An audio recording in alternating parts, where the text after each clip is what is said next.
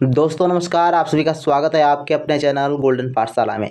प्यारे बच्चों, विज्ञान की इस क्लास में आज हम बात करेंगे जीव विज्ञान से संबंधित महत्वपूर्ण प्रश्नों की। ये प्रश्न एनएमएस एग्जाम 2016 और 2017 की परीक्षा में पूछे गए प्रश्न हैं। ये प्रश्न काफ़ी इंपॉर्टेंट है आपकी आगामी परीक्षा के लिए, तो आप सभी लोग वीडियो को बिना स्किप किए हुए ज़रूर देखिएगा। यदि आपने इससे पहले के 2 वीडियो नहीं देखे हैं जिसमें हमने 1 से लेकर 30 तक और 31 से लेकर 60 तक के प्रश्नों का हल बताया हुआ है, तो आप लोग प्लेलिस्ट में जाकर देख सकते हैं। और इस वीडियो में 61 से लेकर 85 तक के प्रश्नों का हल बताएंगे और साथ में इससे संबंधित जो भी फैक्ट हैं उन पर भी आज चर्चा होगी। तो आप सभी लोग वीडियो को अपने दोस्तों के साथ ज़रूर शेयर कर दें। आइए शुरू करते हैं। 61 नंबर प्रश्न है, सिर दर्द में प्रयुक्त औषधि है। पहला ऑप्शन है एंटीपायरेटिक, दूसरा ऑप्शन है एंटी स्पारस्मोडिक और तीसरा ऑप्शन है एनाल्जेसिक, चौथा ऑप्शन है नीम। तो इसमें बच्चों आपका राइट आंसर जो है एनाल्जेसिक है और जिसका प्रयोग सिरदर्द के लिए प्रयोग किया जाता है। इसके अलावा दूसरे ऑप्शन की बात करें, एंटी स्पारमोडिक जो है ये आपका पेट दर्द में उपयोग की जाती है और पहला ऑप्शन जो एंटीपायरेटिक दिया गया है ये आपका बुखार में प्रयुक्त होती है। इसके अलावा नीम का उपयोग जब हम कोई इन्फेक्शन होता है तो उसके लिए प्रयोग करते हैं। इसके अलावा है 62 नंबर प्रश्न देखते हैं, तो लिखा है कि विषाणु द्वारा होने वाला रोग है। ऑप्शन ए हैजा, दूसरा ऑप्शन टाइफाइड, तीसरा ऑप्शन तपेदिक और चौथा ऑप्शन है सर्दी जुकाम। आप सभी को पता होगा सर्दी जुकाम जो होता है वो विषाणु के द्वारा होता है, तो फोर्थ ऑप्शन आपका बिल्कुल सही है। हैजा, टाइफाइड, तपेदिक ये सारे जो हैं आपके जीवाणु द्वारा होने वाले रोग दिए गए हैं, तो चौथा ऑप्शन आपका इसमें बिल्कुल सही होगा। 63 नंबर प्रश्न है, निम्नलिखित में से किसके कारण रक्त का रंग लाल होता है। ऑप्शन है हीमोग्लोबिन, प्रतिजन, प्रतिरक्षी, रुधिर, प्लेटलेट्स। राइट आंसर है 63 नंबर का फर्स्ट ऑप्शन हीमोग्लोबिन। इसके बाद प्रश्न संख्या 64 है, सहारा देने वाली जड़ें पाई जाती हैं। काफ़ी इंपॉर्टेंट प्रश्न है और आसान भी है। सहारा देने वाली जड़ें, ऐसी जड़ें जो किसी पौधे को, पेड़ को सहारा प्रदान करती हैं। पहला है मूली, गन्ना, गाजर या आलू। तो राइट आंसर बच्चों इसमें हो जाएगा गन्ना। गन्ना में सहारा देने वाली जड़ें होती हैं। इसके अलावा मूली और गाजर ये खुद की जड़ें होती ही हैं और आलू जो होता है वो जड़ नहीं है, एक प्रकार का तना है। तो आलू क्या है? तना है, तो ध्यान रखिएगा। 65 नंबर प्रश्न है, एक कोशिकीय पादप है। एक कोशिकीय पादप कौन सा है? आम, टमाटर, प्याज। ये तीनों ऑप्शन देखिए आपको काफ़ी बड़े होते हैं जिसको हम अपनी आँखों से देख सकते हैं। और जो चीज़ें हम आँखों से देख सकते हैं वो क्या होती हैं? एक प्रकार की वो बहुकोशिकीय वस्तुएं होती हैं, अंडे को छोड़ करके।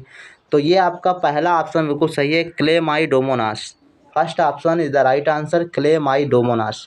इसके अलावा मैं आपको बता दूं, कोई भी किसी भी चीज़ का, किसी भी पशु पक्षी का अंडा जो होता है वो आपका एक कोशिकीय होता है, इसको आप ध्यान रखिएगा। 66 नंबर प्रश्न है, एक वर्षीय पौधा है। ऑप्शन है गुलाब, आम, केला और गेहूँ। राइट आंसर बच्चों इसमें है आपका गेहूँ। केला देखो लगभग 1.5 साल का टाइम लेता है, तो ये बहुवर्षीय पौधा हो गया। आम देखो काफ़ी इसकी उम्र होती है, 10 साल के बाद लगभग आम ही आते हैं। गुलाब है, ये भी बहुवर्षीय पौधा है। तो ये 3 ऑप्शन जो आपके पहला, दूसरा, तीसरा दिया गया ये बहुवर्षीय पौधे हैं, अर्थात 1 वर्ष से ज़्यादा इनकी उम्र होती है। बाकी गेहूँ जो होता है वो आपका 5 महीने के अंतर्गत कट जाता है। तो ऐसी जो फसलें होती हैं जो 6 महीने या ऊपर और 1 साल के अंदर कट जाती हैं वो आपकी 1 वर्षीय पौधे के अंतर्गत आती हैं। इसके बाद है 67 नंबर प्रश्न, पर्णवृंत भाग है। तो पर्णवृंत भाग है जड़ का, तने का, पत्ती का, पुष्प का। तो राइट आंसर है बच्चों पत्ती का ये भाग होता है पर्णवृंत। पत्ती के कई भाग होते हैं, जैसे पर्णवृंत हो गया, पर्णफलक हो गया। तो इस प्रकार से आप इनको याद कर सकते हो। 8वां नंबर प्रश्न है, रुधिर का थक्का जमने के लिए आवश्यक विटामिन हैं। रुधिर का थक्का जमने में प्रयुक्त विटामिन, विटामिन ए से एनीमिया रोग हो जाता है, ध्यान रखिएगा। विटामिन बी कमी से बेरी होता है। विटामिन सी की कमी से स्कर्वी रोग होता है और विटामिन के की कमी से रुधिर का थक्का बनने में दिक्कत होती है। तो ये आपका फोर्थ ऑप्शन सही है, रुधिर का थक्का जमने के लिए आवश्यक होता है विटामिन के। इसके बाद है 69 नंबर प्रश्न, ऑक्सिन है जंतु हार्मोन्स, उत्सर्जी पदार्थ, पादप हार्मोन्स या औषधि। तो ऑक्सिन हमने इससे पहले के वीडियो में आपको बताया था, ऑक्सिन होता है वो आपका पादप हार्मोन्स होता है। ये आपका थर्ड ऑप्शन बिल्कुल सही है। इसके अलावा जिब्रेलिन होता है जो पादप हार्मोन होता है। 70 नंबर प्रश्न है, निम्नलिखित में से कौन आहार श्रृंखला का निर्माण करते हैं? आहार श्रृंखला का मतलब होता है कि ऐसी श्रृंखला जो एक दूसरे पर निर्भर हो। जैसे कि घास जो होता है, तो घास और इसके बाद गेहूँ, इसके बाद आम।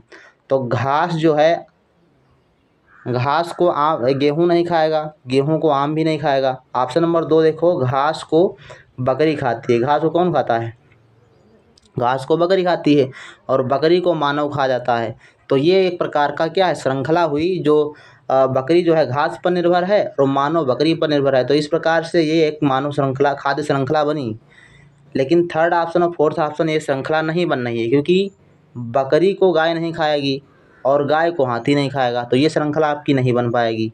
इसके अलावा घास मछली तो खाती है लेकिन मछली को बकरी नहीं खाएगी, तो ये भी आपकी श्रृंखला नहीं बन पाएगी। तो आपका सेकंड ऑप्शन बिल्कुल सही है।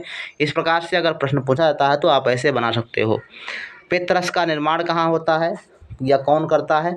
तो पित्ताशय, यकृत, अग्न्याशय और अमाशय। तो पित्तरस का निर्माण बच्चों यकृत में होता है और सेकंड ऑप्शन आपका बिल्कुल सही है।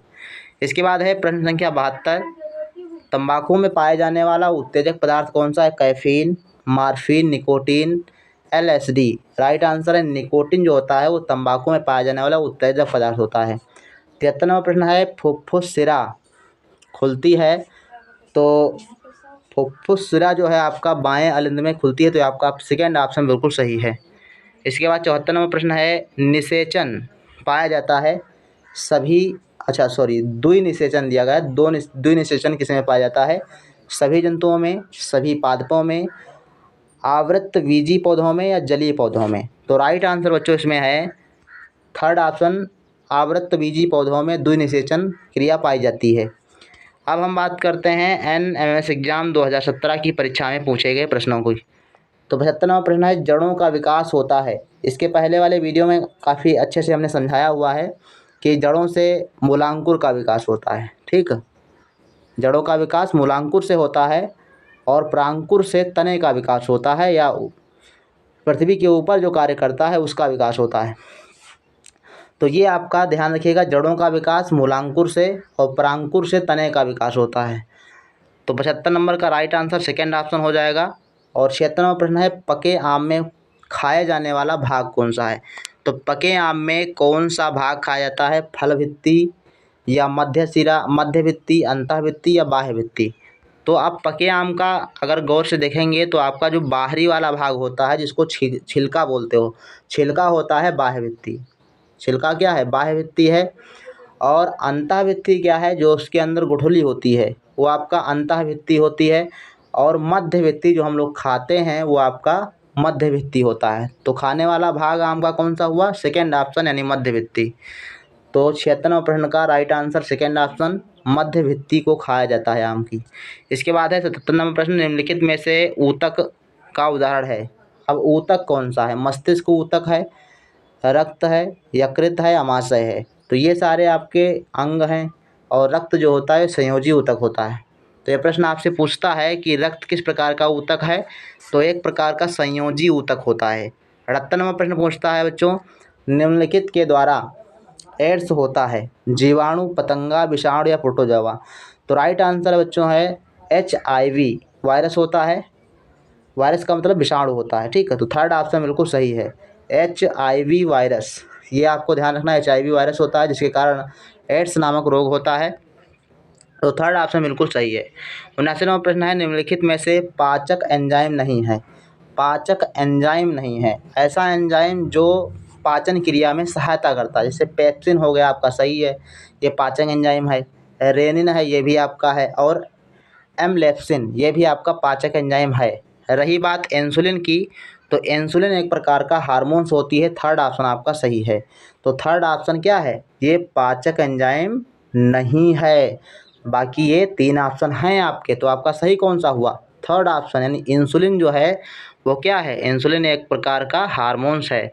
इसके बाद 80 नंबर प्रश्न है, निम्नलिखित में से सर्वग्राही रक्त समूह कौन सा है? सर्वग्राही रक्त समूह ए है, बी वर्ग है, ए बी वर्ग है या ओ वर्ग है? तो राइट आंसर बच्चों इसमें है आपका थर्ड ऑप्शन ए बी जो होता है वो सर्वग्राही होता है, अर्थात किसी भी ग्रुप का खून वो ले सकता है, तो सर्वग्राही हो गया। और वो जो होता है ये आपका सर्वदाता होता है, अर्थात सबको दे सकता है। तो ये चीज़ें आपको ध्यान रखनी है। सर्वदाता ग्रुप कौन सा होता है? ओ। और सर्वग्राही ए बी होता है। 81 नंबर प्रश्न कहता है कि पेट दर्द में प्रयोग करने वाली औषधि है। इसमें हमने आपको पहले प्रश्न में ही इसका आंसर बता दिया था। तो राइट आंसर आपका क्या हो जाएगा? Anti spasmodic. ठीक है, तो ये आपका थर्ड ऑप्शन बिल्कुल सही है।